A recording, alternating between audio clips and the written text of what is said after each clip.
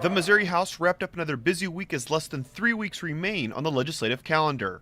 Lawmakers approved legislation aiming to protect cities from economic development failures. House Bill 1865 places several financial restrictions on startup companies aiming to get upfront incentives from the state. The proposal stems from the failed Mamtech plant in Moberly. The sponsor of the proposal claims his legislation could have prevented the Mamtech failure. What we had in this case was a company that if a little bit of a background check had been done, the state would have seen that this was a company that couldn't deliver on its promises.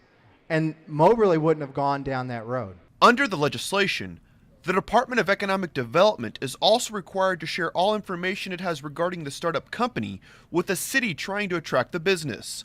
Lawmakers approved the proposal with 95 yes votes and sent it to the Senate for consideration. The Missouri House sent legislation to the Senate establishing the Whistleblower Protection Act. The proposal establishes guidelines for dealing with employers who fire or penalize employees who speak out against illegal activities in the workplace. Lawmakers narrowly approved the legislation with only 86 yes votes. Rounding out the week, the Missouri House is preparing to work with its counterparts on the other side of the building in order to pass the state's operating budget before the May 11th constitutional deadline.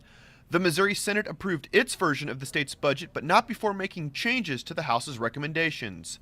The Senate restored the blind health care cuts, but according to the House Budget Chair, it did more harm than good. It's funny because that's the one thing that put the budget out of balance. So insofar as we don't have a balanced budget, no, it's not sustainable. It's been our argument all along that it's not sustainable. So it's ironic that issue, which has become such a focal point, is what put the budget out of balance. Lawmakers hope to go to conference starting next week with hopes of coming to a compromise regarding the state's $24 billion operating budget. Reporting from the state capitol, I'm Jonathan Lorenz.